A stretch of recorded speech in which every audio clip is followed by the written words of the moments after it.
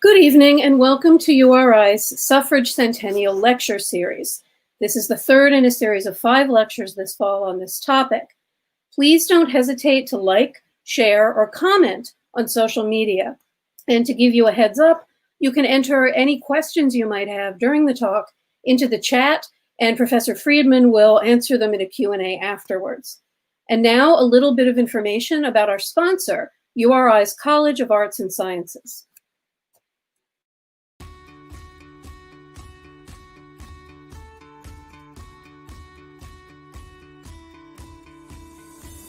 Nobody is going to ever replace the capacity of a human. And this is why thinking is our #1 obsession. What's great about URI, especially in arts and sciences, we're a liberal arts college within a bigger school. And so you get that liberal arts feel, but you also get the ability to do research. We, as the flagship school of our state, do cutting edge work. You have to really look at schools as a place to grow as yourself. You're not going to be handheld anymore. This is a time for you to really delve into yourself and find what you like. It needs to be somewhere that you're going to find to be a home, but also a place to build yourself. And I think that URI does a great job of that. Students learn when they engage and get their own hands in that material. You're going to construct knowledge. You're going to do research. That's what creates transformative experiences. That's what creates people who are passionate about learning. Rather than simply acquiring a body of knowledge, they themselves are developing in a way that keeps them agile, constantly able to re-educate themselves, constantly able to think critically, to adapt to new ways of learning, new ways of thinking, and to keep evolving throughout the course of a life. Undergraduate liberal arts education is so transformative to the mind, to who you are. The humanities and the arts are there to help you explore the fringes of what's possible, and understanding how you can look at the world in new and different ways and be ready whenever changes happen. Multiculturalism and multidisciplinarity are very important because it gives you a unique perspective. You see students are actually excited to see people that think about problems from a different perspective. Problem solving can be attacked from different point of view.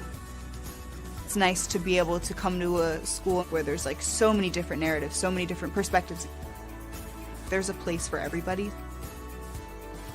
I think really what URI has to offer is the people and the opportunities. The people around you, they're all going to help you grow in ways that you've never understood before. I think there's a lot of people, students in particular, that are just excited that whatever field they're in, they want to be the best at it. There's a sense of pride in the work that you put out there, and I think that's kind of infectious.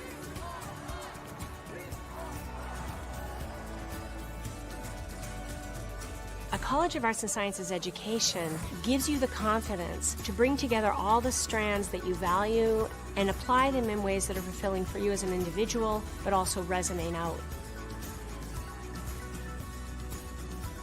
The thing that sets URI apart is that we as a faculty and as an institution ask our students not just what you can do, but who can you be? We're a small place, there's no denying that. I kind of think we're like a best-kept secret.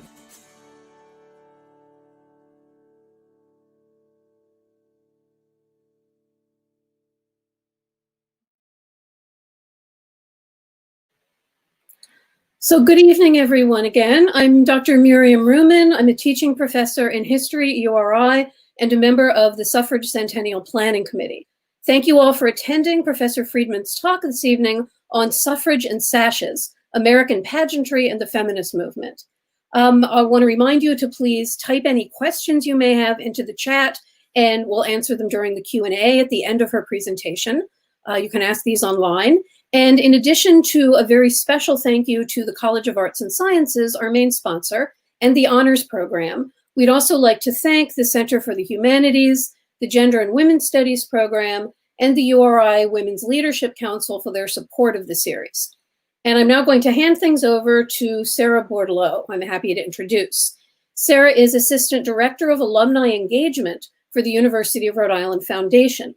She also serves as the staff liaison to the Women's Leadership Council, which is made up of alumni and friends of URI, and which seeks to develop opportunities for all URI women by offering enhanced opportunities for alumni to interact with and act as role models for students and one another. The council also supports and promotes the Women Transforming Women Endowed Scholarship. Sarah? Great, thank you, Dr. Ruman. Tonight, we are delighted to welcome Dr. Hilary Levey Friedman to continue our Suffrage Centennial Lecture Series with a talk about Suffrage and Sashes, American Pageantry and the Feminist Movement. Dr. Friedman is a sociologist and expert on beauty pageants, childhood and parenting, competitive after-school activities, and popular culture. Subjects she writes on widely in both the scholarly and popular press. You may have seen or heard her commenting on her recent work on the Public's Radio or in Time Magazine or the New York Times. Dr. Friedman teaches courses in the Department of Education at Brown University and is a fellow at Brown's Tubman Center for American Politics and Society. Very active in civic life, she is president of the Rhode Island chapter of the National Organization for Women and serves on the Public Policy Committee of the United Way of Rhode Island and the Platform and Issues Committee of the State Democratic Party. Dr. Friedman's first book, Playing to Win, Raising Children in a Competitive Culture, studies families with elementary school-age children involved in chess, dance, and soccer. Her book covers the history of these activities, what they mean to parents and children, and implications for inequality in gender in the educational system. And she often speaks to parent groups on these topics. Her most recent book, published in August 2020, is Here She Is, The Complicated Reign of the Beauty Pageant in America. Here She Is uses beauty pageants to trace the arc of American feminism from the 1840s to the present. This subject is personal to Dr. Friedman, whose mother, Pamela Ann Eldred, was crowned Miss America in 1970. Here She Is explores how pageants became deeply embedded in American life, from their origins as a P.T. Barnum spectacle at the birth of the suffrage movement, through Miss Universe's bathing beauties, to the talent and achievement-based competitions of today. She looks at how pageantry has morphed into culture everywhere, from The Bachelor and RuPaul's Drag Race to cheer and specialized contests like those for children, Indigenous women, and contestants with disabilities. Friedman also acknowledges the damaging and unrealistic expectations pageants place on women in society and discusses the controversies, including Miss America's ableist and racist history, Trump's ownership of the Miss Universe organization, and the death of a child pageant winner, JonBenet Ramsey. In her book, Dr. Friedman explores a theme she'll discuss tonight, links between the women's suffrage movement and the rise of the beauty pageant. One such connection is the fact that sashes worn by many suffragists allow them to make a political statement while looking appropriately feminine, or adopted by beauty pageant contestants. Those of you who watched Professor Ken Flory's wonderful talk about his collection of suffrage memorabilia in September saw examples of these purple, white, and yellow suffrage sashes. Another link is the odd timing of the Miss America pageant starting in 1921, just 1 year after the 19th Amendment granted American women the right to vote. As Dr. Friedman wrote in the New York Times, it is uncomfortable to recognize that shortly after women got the right to vote, an enduring national ritual developed that silenced women and reduced them to their appearance. Even at that time, a woman presenting her body to be judged in public, especially in a swimsuit, was quite unconventional. On a more hopeful note, she points out that the pageant has shifted along with women's roles. As she pointed out in an interview with the Boston Globe, it used to be that pageant queens married the politicians. Now they want to be the politician. Here She Is was published just 2 months ago and already has been widely praised. One reviewer described the book as original, utterly compelling, whole entertaining social history. Another wrote that the book is fun and informative, a combination of American history, personal history, pop culture, and social analysis, this delightful book of Americana has something for nearly everyone.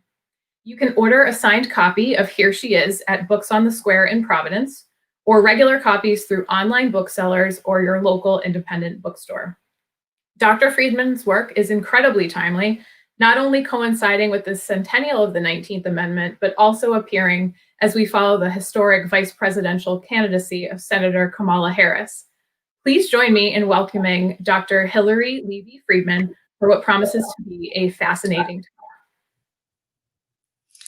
Well, thank you so much for that introduction. I mean, you know, I hope that I have something to add still, but I'm very excited to be here. I wish that I could be there in person, of course.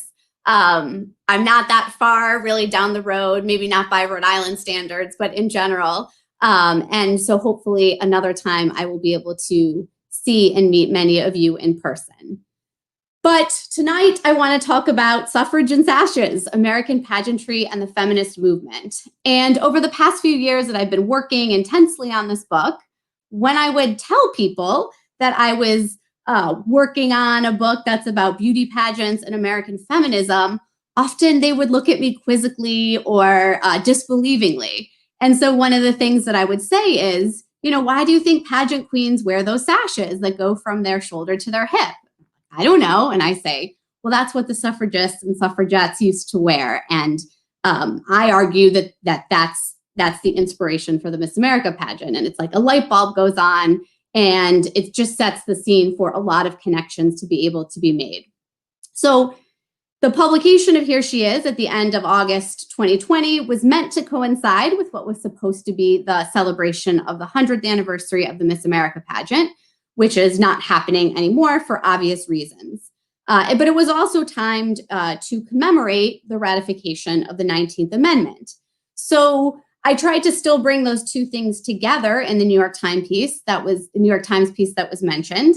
And this is the graphic that the New York Times put together, which I love.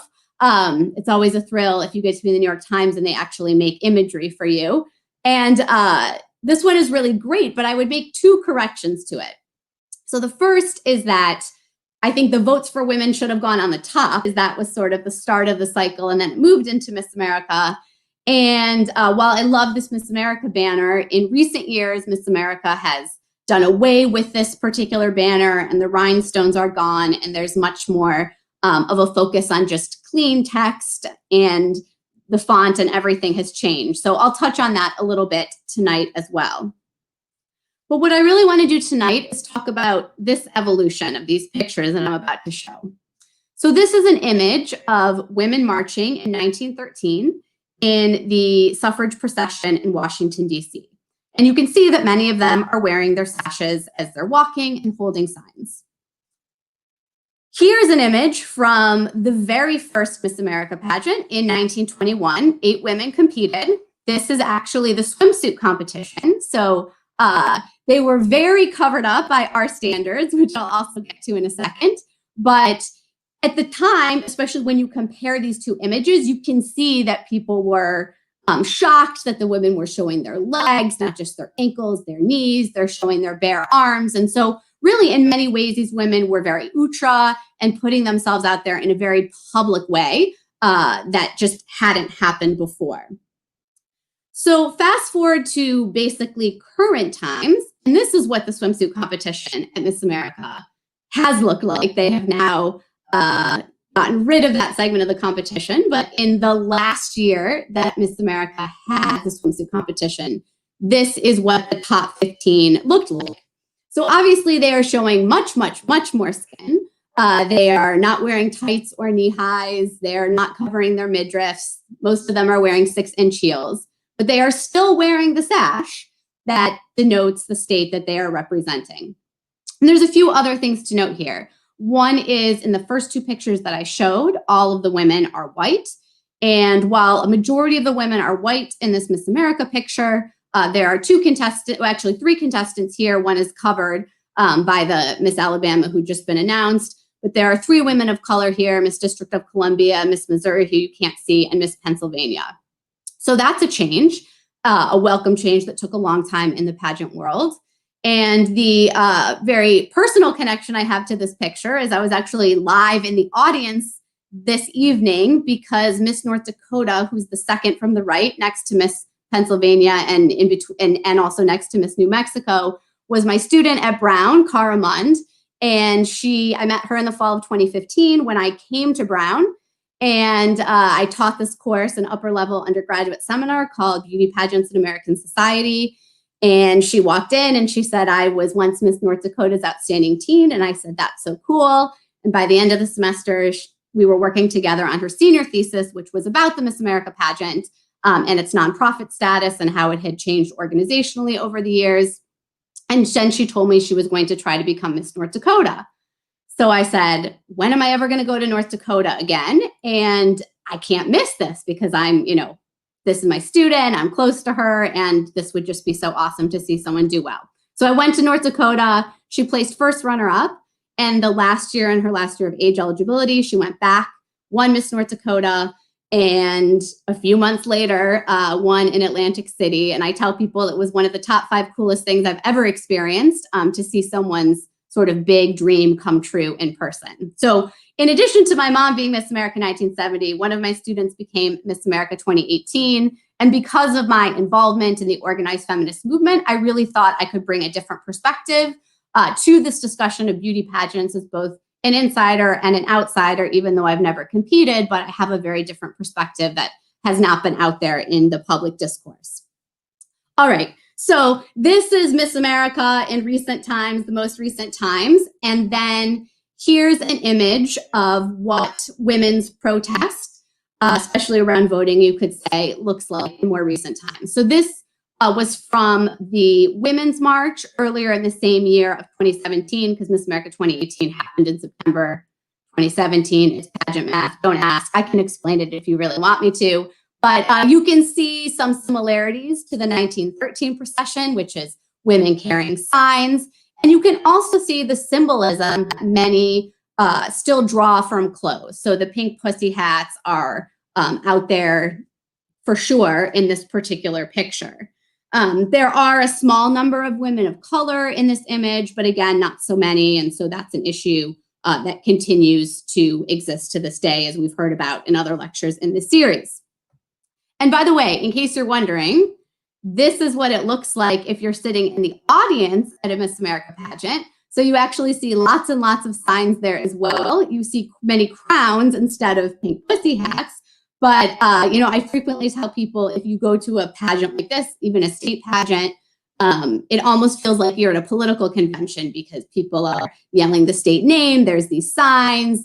There's lots of cheering. And so it's really an interesting experience to compare those two things, and the connections between the politics and the pageantry is some of what I want to cover this evening as well. So how does the sash sort of play in today in protest? Well, this is earlier this year in 2020. Hard to believe.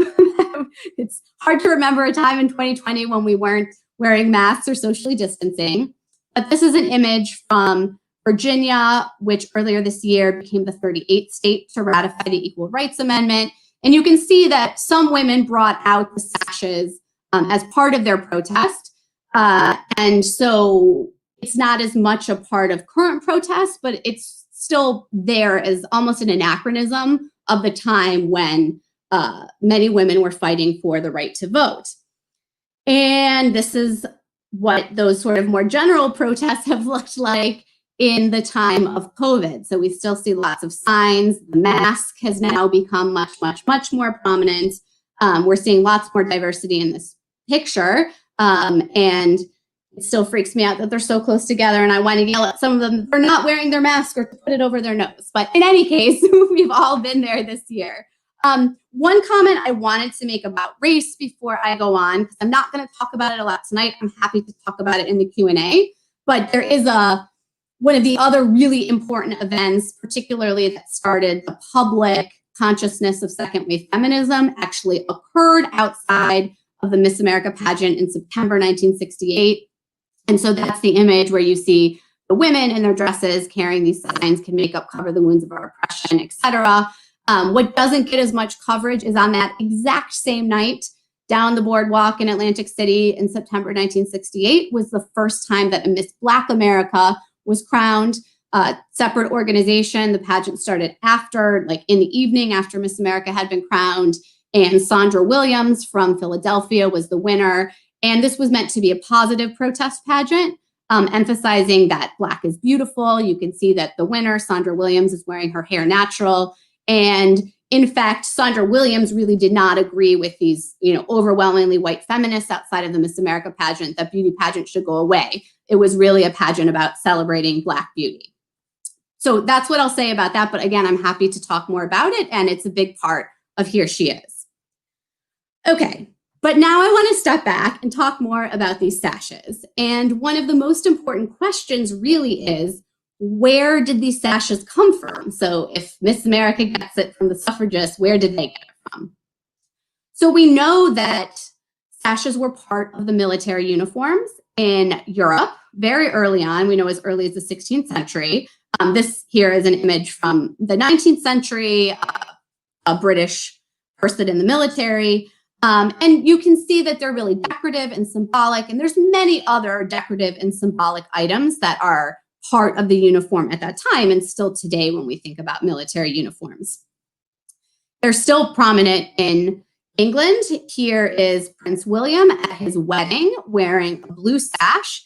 And you will also sometimes see his wife, the princess, wearing a very similar blue sash because of what it signifies with the families and the crown's relationship to the military. So it's not even just the men who do it, it is also the women. So perhaps because of these strong relationships with the British military and because of the very strong militancy of the British suffragette movement, the sash became something that the British suffragists really embraced. And these women really understood that fashion was part of their fight to secure the vote at the ballot box.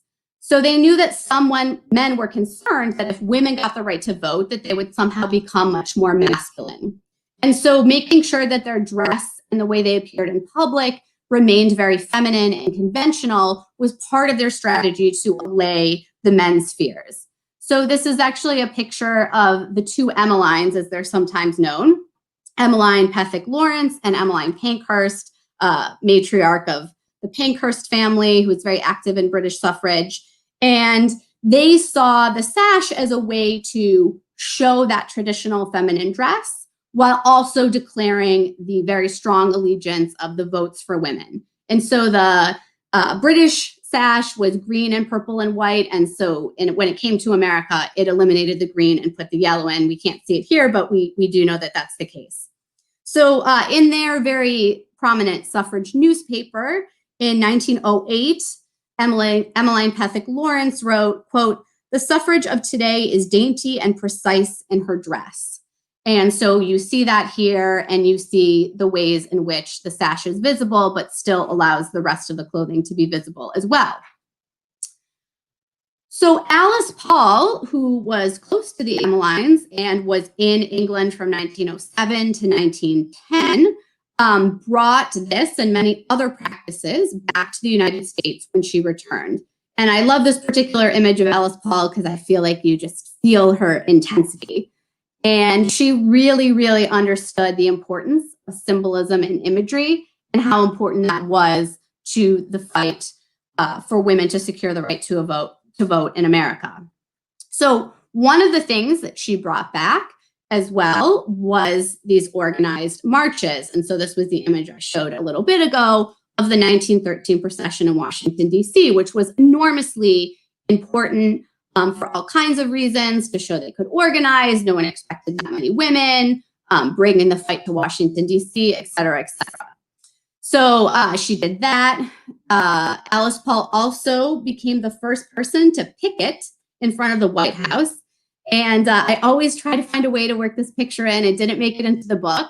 And it didn't make it into the New York Times piece, but I'm showing it here because I find it very interesting how the women are not wearing sashes that say votes for women, but they're instead wearing sashes that indicate the universities which they attended.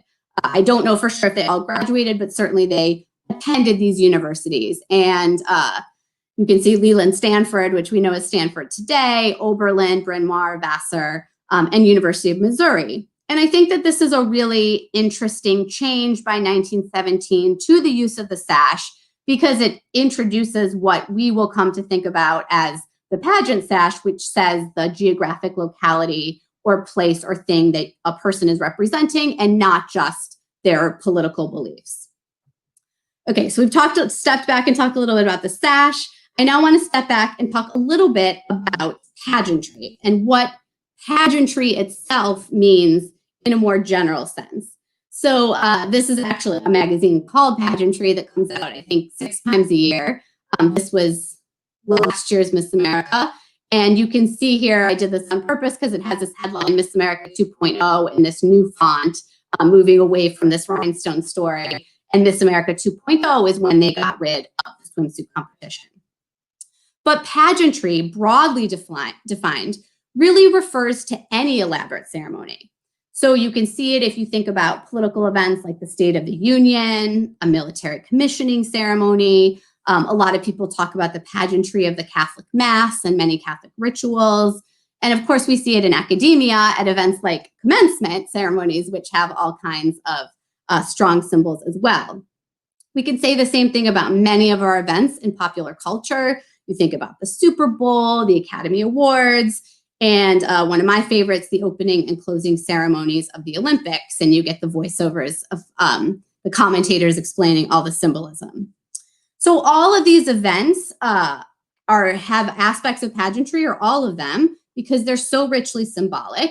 And there's specific expectations around attire. There's often songs. There's the actual physical rewards that are symbolic, like medals or crowns, etc.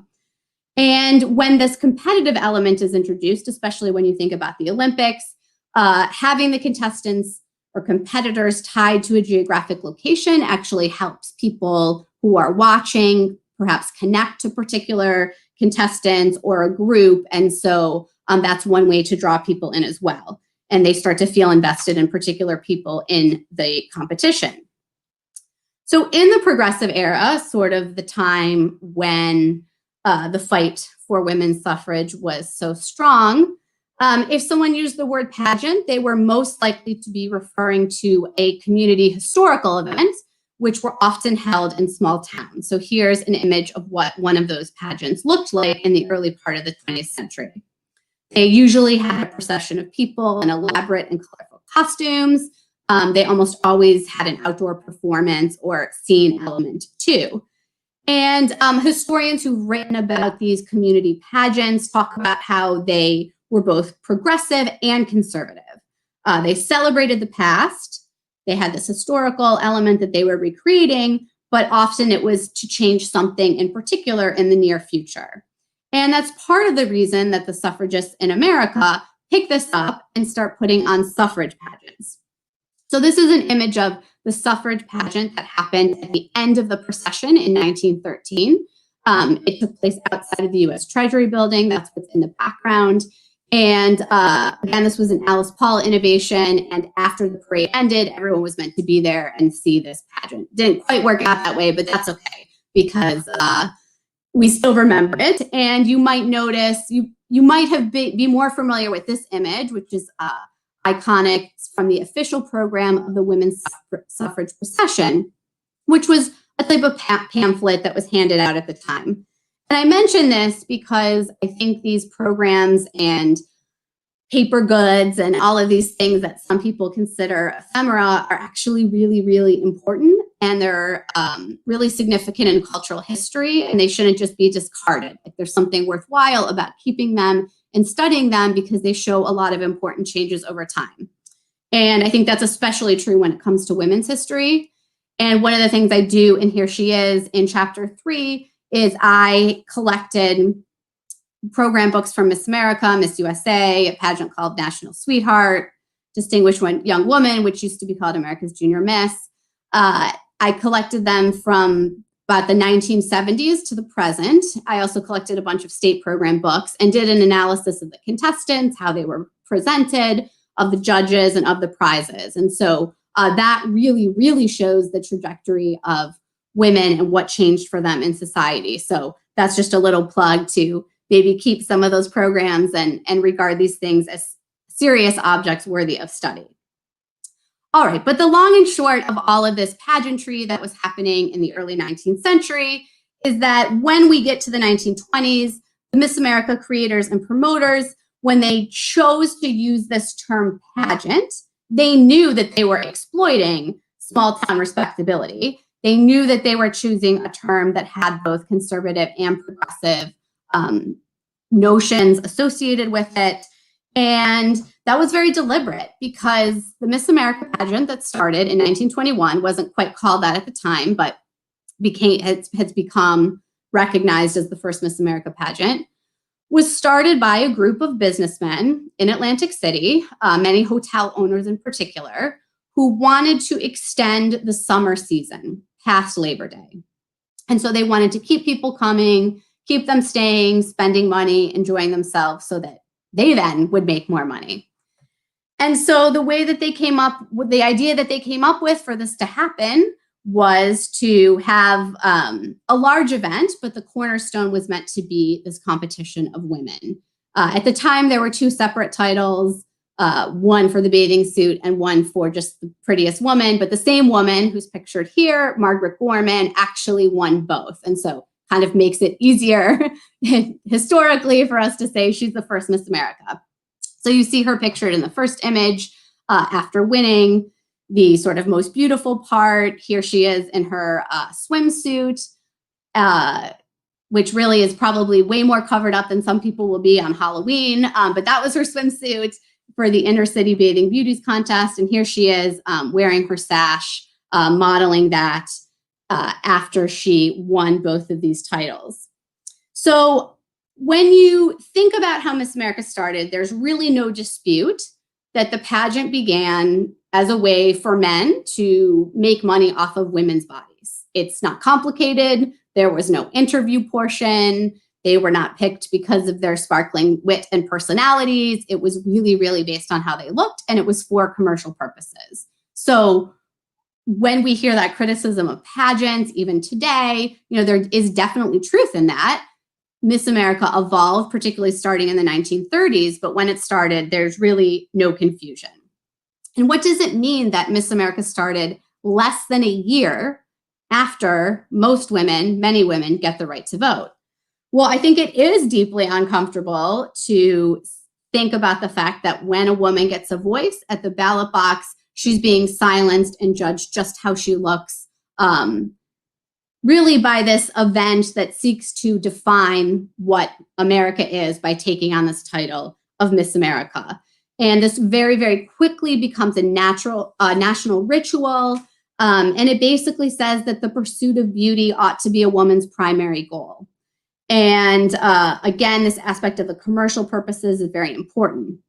So you can see here that, Margaret Gorman was somewhat more liberated. She was able to show her body. She's not wearing a corset, so some standards had been loosened for women. But at the same time, the 1920s is when the cosmetics and hair industry become more and more dominant, more and more powerful. That becomes reinforced by popular magazines and events like Miss America, but also all of the women's magazines. And so at the end of the day, I think what this says is that as young single women became more public with their access to the vote and other activities, they were exploited in new and different ways, commercially, and just in their everyday lives. So overall, the sash embodies the suffragist vision of womanhood, one that was simultaneously progressive and regressive. That vision helped move women into the public and political spheres, but it did so by emphasizing their appearance associated with more conservative notions of femininity, and hence its use in what would become this national beauty pageant of Miss America. All right, so that's the almost 100-year-ago history, and I wanted to draw some links to what is happening today with pageants and politics and how the Miss America pageant did transform and help give women a bigger role, some women, a bigger role in the public arena. So this is a headline from a little over a year ago that appeared in a Kentucky newspaper. And the headline is, Daniel Cameron has won the Republican nomination for Kentucky Attorney General. Normally, we probably wouldn't know who Daniel Cameron is, but he has been in the news because of his role in the Breonna Taylor murder. But you can't read the text that is underneath this picture of Miss America 2000 holding her crown. But it says, in this Thursday, October 14th, 1999 file photo, Miss America 2000, Heather Renee Friend, shows her traveling crown during a news conference in Lexington, Kentucky.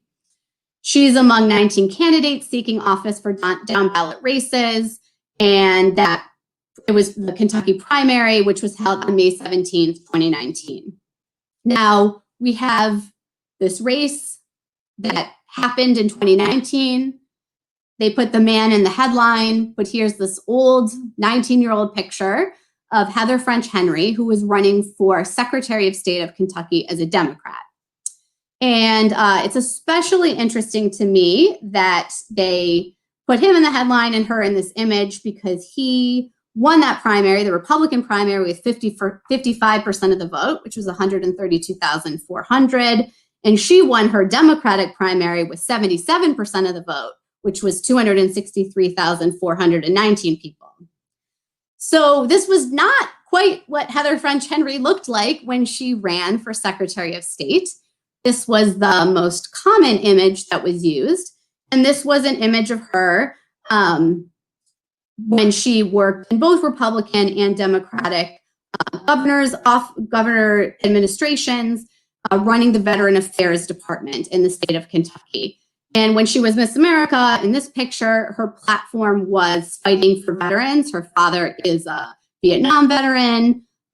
She really got involved legislatively, working to promote veterans' issues. And part of the reason she's holding her crown is that she very deliberately didn't wear her crown into many of those events because she was like, it just wouldn't matter. It's not important.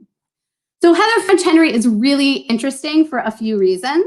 One is right after she became Miss America, she ended up, within a year, marrying the lieutenant governor of Kentucky at the time. So she became the second lady of Kentucky right after her year as Miss America.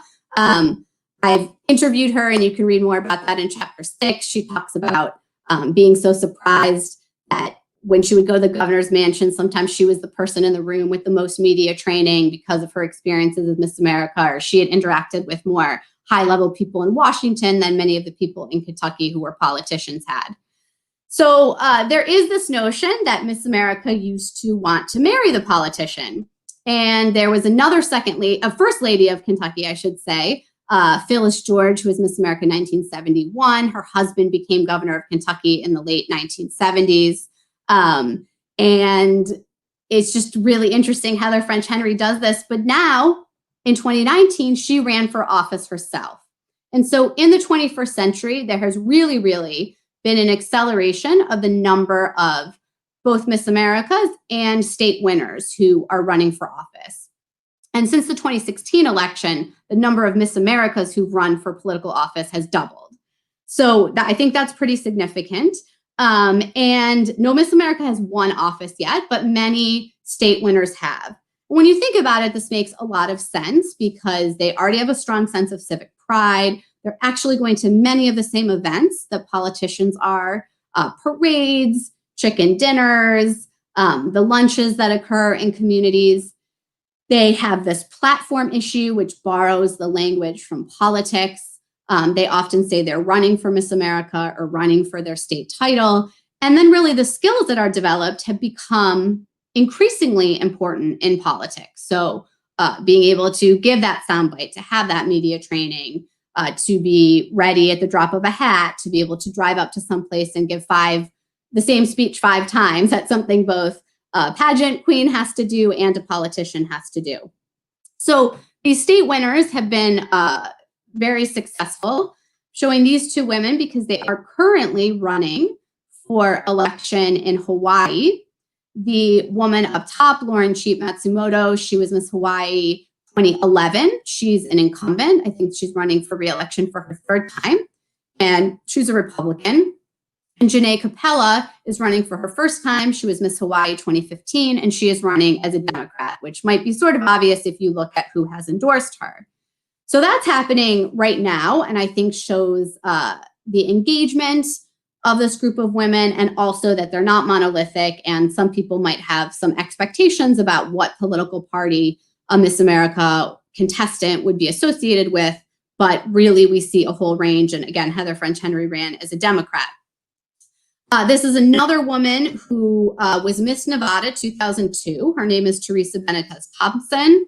She is an incumbent Democrat in Nevada. And Nevada's important here because it's actually the first state to have a majority of women governing elected leaders in their state assembly.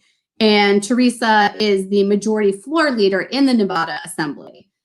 So she's another very interesting case. And when she won, she was third runner-up to Miss America 2003, Erica Harold, who has run as a Republican for both U.S. congressional seat out of her home state of Illinois, which she represented at Miss America, and just this past cycle to be the Republican Attorney General.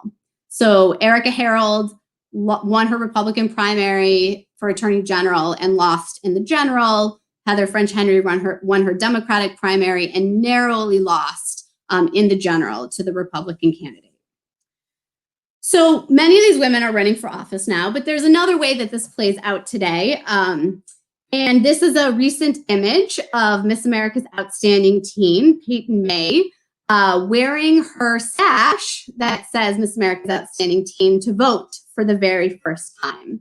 And so this is going on a lot right now because the Miss USA pageant, which I can talk more about the difference between Miss America and Miss USA if you'd like, but the Miss USA pageant is happening on November 9th, live and in person, which is quite remarkable. And because of the timing, the contestants will actually already be in Memphis, Tennessee, where the pageant is being held on Election Day. So they have started this effort to make sure that they get the message out about voting and that all of them will have voted before. So here we see Miss Kansas USA in September promoting voter registration. And she's wearing her sash. And I'm not sure what Alice Paul would think of this outfit or wearing high heels with shorts or bare midriff or anything, but it is possible the suffragettes would be very happy that women have the right to present themselves in public in whatever way they choose. So I was just checking earlier today to make sure I had the right thing from her Instagram, and I discovered that just yesterday, she went and dropped her ballot and she again wore her sash, which I thought was really interesting. And it just happens that the first comment someone made was loving this outfit. So I think that just in many ways continues to show these links between fashion and suffrage and the political movement more broadly. Now, not all of these Miss USA contestants voted in their sashes. This is Miss Georgia USA, who wore her mask to vote. If you can see, it says Miss Georgia USA on it. I think it's bedazzled, but I'm not quite sure. Her name is Alyssa Beasley. You can see on here this hashtag Miss USA Vote. So if you were to search for it, you would find many more examples of these contestants going to vote, some in sashes, some not. Actually, most of them not. But to connect this to the very beginning of what I was saying, because I'm wrapping up here, is this woman, Miss Georgia USA, was actually in this picture I showed at the beginning. I tried to put her right underneath because I can't use my laser pointer when I'm giving this remotely. Someone should really invent some way for people to do that. But if you can see kind of right below her face, it's the same woman, Miss Georgia, who competed as Miss Georgia America 2017. And, I kind of show this to indicate the ways in which there really are these rich layers within the pageant world. There are also these rich interconnected layers between pageantry and politics and feminism and suffrage and much more. And while some do dismiss pageantry as frivolous, and I think there's some misogyny there because we don't say the same thing about the NFL, for example, but I think it also shows that when we take these pageants seriously, we can see how many of these matters that we might want to dismiss are actually deeply intertwined with issues that we care very much about and that connect to the pageantry of America. So I didn't talk about Donald Trump, but I'm happy to do that in the Q&A because he did used to own the Miss USA and Miss Universe pageant. But I will stop there for now. Okay, hello again, everyone. I'm Miriam Ruman from History, and I'm sure we all join together in thanking Professor Friedman for her presentation. Reminder, you can get personalized signed copies of Here She Comes through Books on the Square in Providence. We're going to take questions now, including those entered into the chat. We'll get to them, and we'll start with a question from URI undergraduate Carly Kerr, who class of 21 and a double major in history and gender and women's studies. Hello, my name is Carly Kerr. I am a senior at the University of Rhode Island. I will be graduating in spring 2021. I'm a double major in history and gender women's studies with a minor in African American studies. And my question for Dr. Hilary Friedman is, what role do you believe beauty pageants play in the over-sexualization of young women? Hi, my name is Molly Powers, and I'm a sophomore at the University of Rhode Island. I'm in the criminal justice program and will be graduating in spring of 2023. And my question for Dr. Hilary Friedman is, how did your view of the hypersexualization of women evolve and kind of change while you were growing up in and around the pageant world? Okay, so one of the subtext to this is child beauty pageants, which I didn't talk a lot about or about at all really in the presentation. So when we're talking about over-sexualization, we see that just really, really strongly in the child beauty pageant world. So there's basically a whole chapter in the book on child beauty pageants because my senior thesis several decades ago was about why mothers enroll their very young daughters in child beauty pageants, by which I mean girls 6 and under. So I graduated from college in 2002, and that means that I was able to actually go and find some of these girls who are now young women and their moms and re-interview the moms and interview the young women. So there is a lot about child beauty pageants, the links to reality TV and all of that. But many of you probably saw the show Toddlers and Tiaras, in which very young girls are wearing false eyelashes, hair falls, getting spray tans. Some even use makeup. I mean, they wear makeup on the face, but they put makeup on the chest to sort of indicate a deepened sternum to give the illusion of a bust line. I mean, these are on very young girls. So that is very uncomfortable at times, especially when you see it on TV or you just see it out of context. I've been to over a dozen child beauty pageants doing field work. So I can say that when you're there and in person, it's a very closed off world. It's almost all female and it feels very different. But the thing is that these young girls are being taught to wink, to move their hips in particular ways that definitely have a sexual meaning, which they may not be aware of, and their mothers aren't explaining it to them. So if they do that in another context, it means something totally different. So there are a lot of problems with child beauty pageants. The over-sexualization is just one of them. I also worry about the enormous amount of money that's spent on these child beauty pageants, and that's not talked about as much, but that's also a very big deal. So all that is to say that obviously sexuality is part of pageants. You know, this is about femininity, and really it's about emphasized femininity. I often say, you know, especially the child beauty pageants are drag, because as RuPaul says, we're all born naked and the rest is drag. But you really, really see that, and it's really a performance of femininity, and sexuality is part of that. You see it much more in the Miss USA pageant than in Miss America. And I'll stop there because I said enough, but I'm happy to talk more about that Miss America, Miss USA distinction too. I believe our next question comes from the chat from Kat Nazareth, who wants to know, how did the crowning of the first African-American beauty pageant queen relate to and affect the civil rights movement of the 1960s? So that first Miss Black America pageant, it's a great question, in 1968 was put on by the NAACP, as I mentioned, thought of as a positive protest pageant. And the purpose was both to celebrate beauty, but also to encourage the Miss America pageant to integrate. So no Black contestant had competed at Miss America up to that point. And many people would say that it was very successful because in September 1970, for the Miss America 1971 pageant, Cheryl Brown, who was Miss Iowa, became the first Black contestant at Miss America. So you could say the pageant was receptive once sort of a competing pageant started. I can't say if it's entirely causal or straight line, but it was certainly part of the civil rights foment of the time. Now, it takes until 1984 to get the first Black Miss America, who was Vanessa Williams, who was probably the most famous Miss America and the most successful. And not only was she the first Black woman to win Miss America, she is the first and only woman to ever have her crown taken away. And you can read more about this in chapter 4. I do think that those things are related, that racism led to a much higher level of scrutiny that she underwent, and her crown was taken away 6 weeks before the end of her year as Miss America. And it happened to work out for the pageant that her first runner-up, Suzette Charles from New Jersey, was also a Black woman, identified as a Black woman. So they were able to say that year still had the first Black Miss America for the whole year.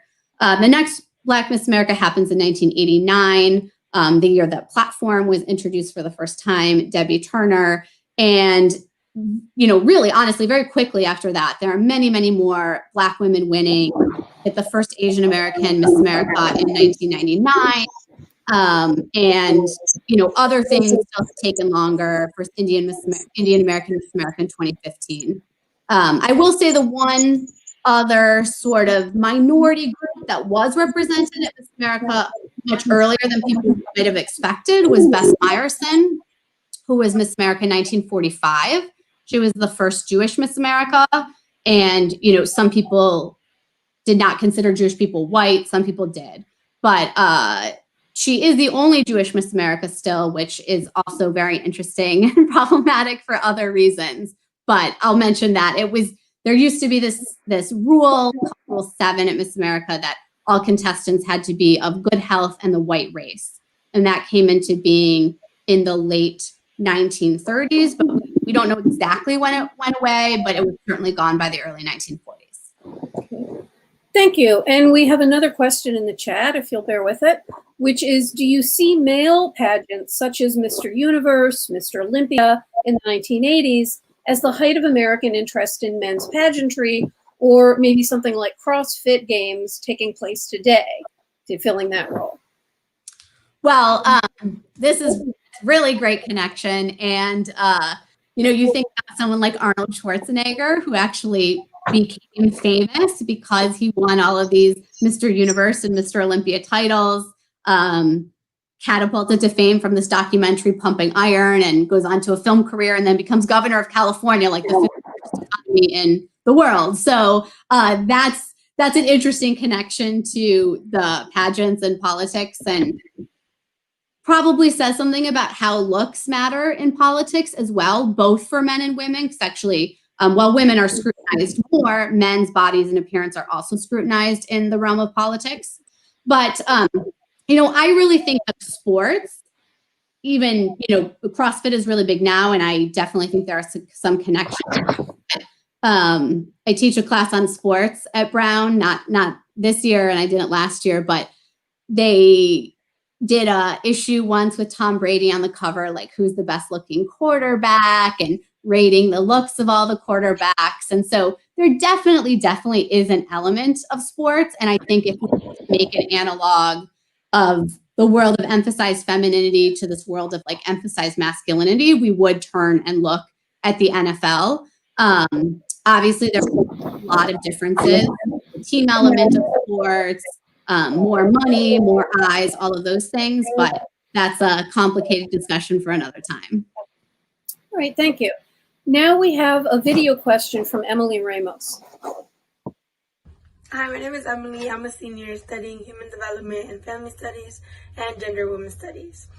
I know back then with the suffrage movement, there was a lot of people that were protesting against the suffrage movement, and it would actually get very violent. So I was wondering, were there any violent protests against the pageants? Thank you. So this 1968 protest that I mentioned, I wouldn't say it was violent per se, but the law was definitely involved. So what happened outside of Convention Hall on the boardwalk tends to get the most attention because that protest is the source of the incorrect and derogatory term bra burners, because they did not actually burn their bras. They did not get the permit. I've looked. The mayor of Atlantic City did not give them the permit, and Robin Morgan, who organized it, knew that they didn't have the permit, but they did still have what they called freedom trash cans, so bras, other items, lipstick, many things were thrown into the trash cans. But the bras became the thing that everybody talked about. It got reported in the newspaper, and it sort of started this myth about the feminist movement. So that gets a lot of attention. What doesn't get as much attention is that a group of those protesters got tickets, about 10 of them, and they went into the Miss America pageant while it was going on live TV. And during the reigning Miss America's final walk, they threw what they called smell bombs. So one of the sponsors of the Miss America pageant at that time was Tony Hair Care, and they made perm solutions, among other things. And maybe some of you don't know what perm solution smells like, but it doesn't smell very good. And so they wanted to use one of the sponsors' own items against them to show how this was harmful to women, that they were making money off of it. And so they detonated these smell bombs, and they unfurled a banner and started yelling. And they were quickly arrested. They went to jail. They were bailed out. I don't think anything really ended up happening to them.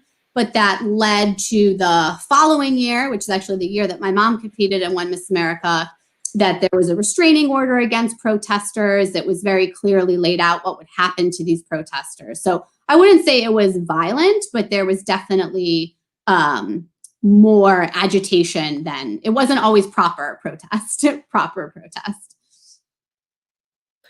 All right, our next question coming up in the chat is from Molly Powers asking, did you ever have a moment of wondering, is all this getting dressed up and rated worth it? Yes. I think that there are many things we could say that about, though.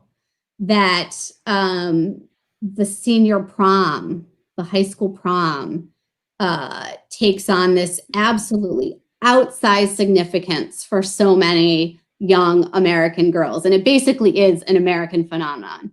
And it is literally all about getting dressed up. I mean, part of the excitement of prom for many people, there's a great book about prom by a sociologist, Amy Best. It's called Prom Night. Talks about this, that it's about getting your hair done and your makeup and your nails done and picking out the outfit and coordinating and all of those things. And so I don't think it's necessarily a bad thing that people want to dress up and look nice. I think that there are, unfortunately, lots of ways that this happens. I mean, you think about how Facebook started. It was started as this hot or not thing. So people were being rated based on how they look. So, there is just this element that, and I talk about this in the introduction to the book, research that's been done on the ways in which looks do matter, and the way people get dressed up, especially at the child beauty pageants, actually emphasizes those things and has a lot to do with not just sexuality, but sex and like reproduction. But yeah, I mean, there were times when I was writing the book too. I mean, especially with the world we're living in and when it came out and all of that, where it's like, okay, is this important? Does this matter at all? Because all of these other things are happening.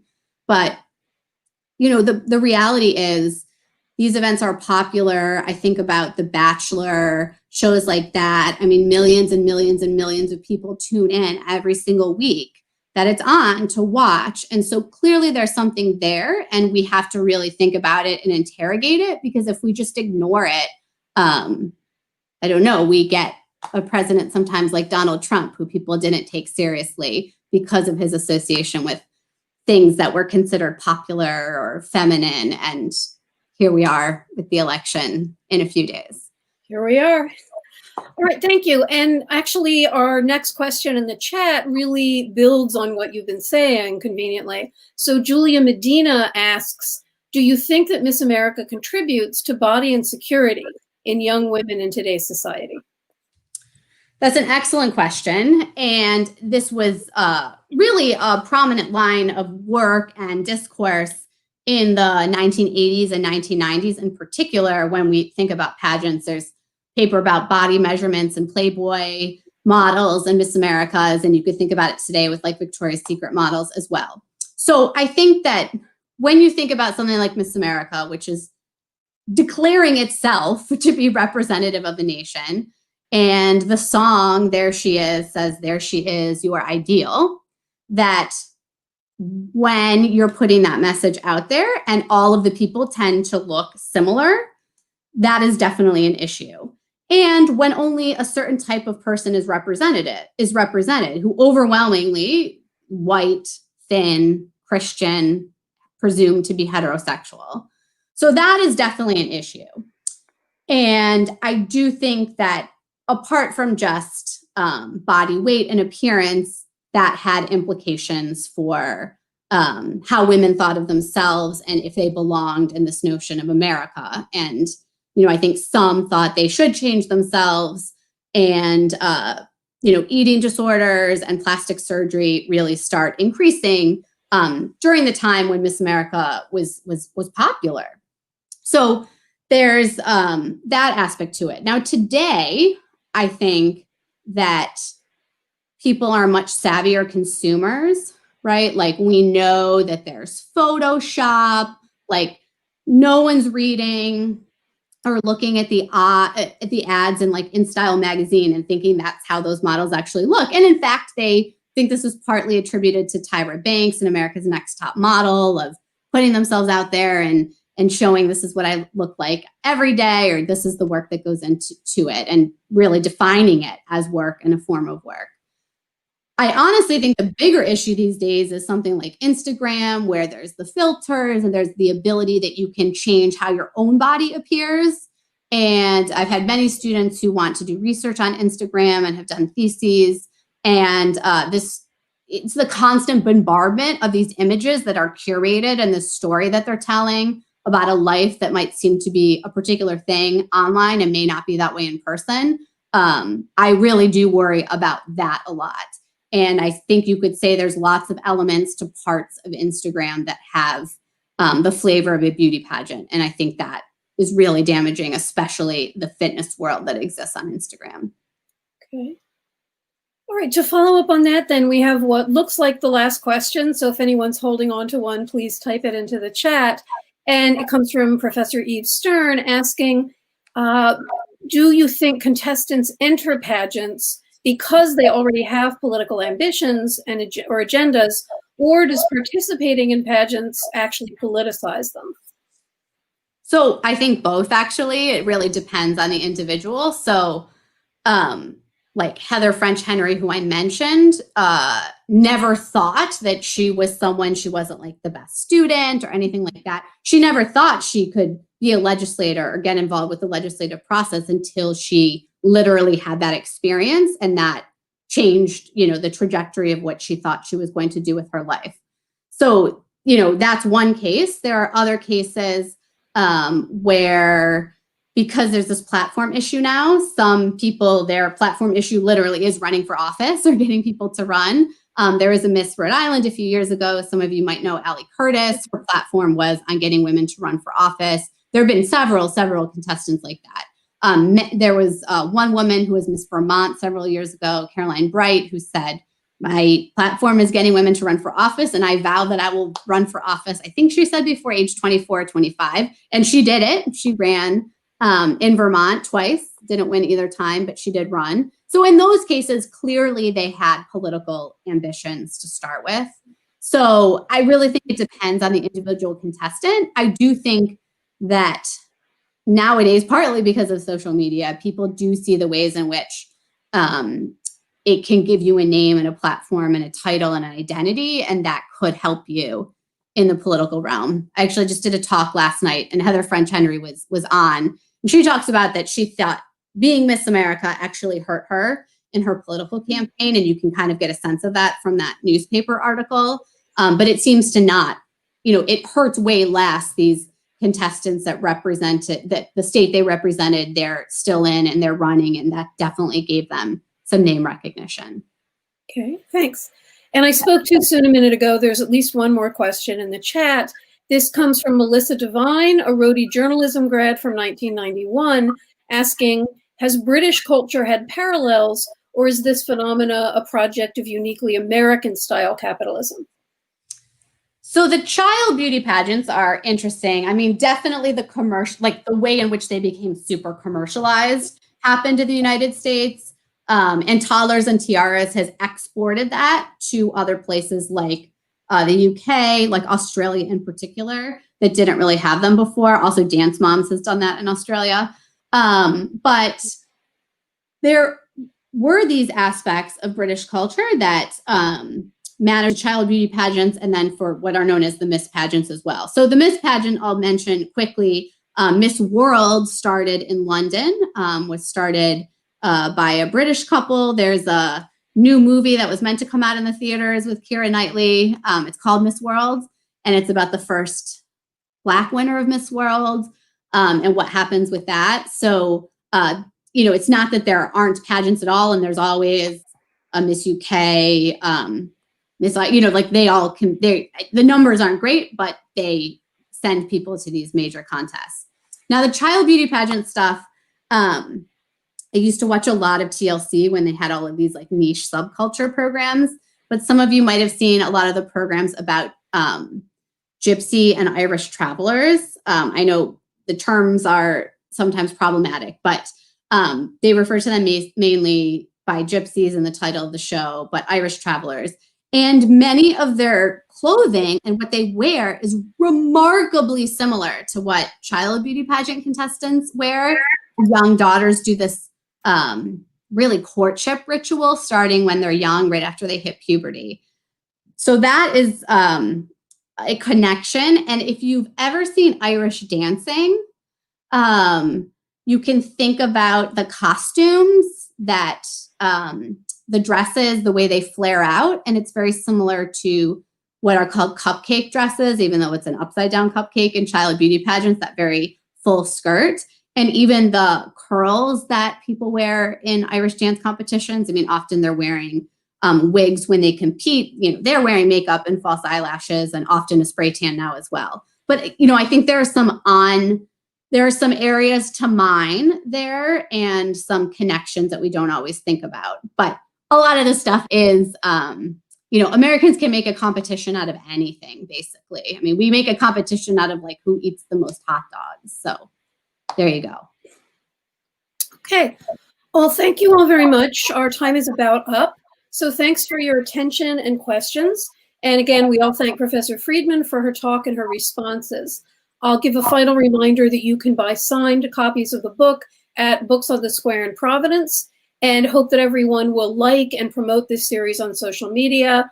We hope to see all of you and your friends at our 2 remaining events this fall in this series, which feature URI's own Katie McIntyre on transnational suffrage activism in post-revolutionary Mexico on November 12th, and Secretary of State of Rhode Island Nellie Gorbea on current trends in voting rights on November 11th. Good night, everyone, and thank you.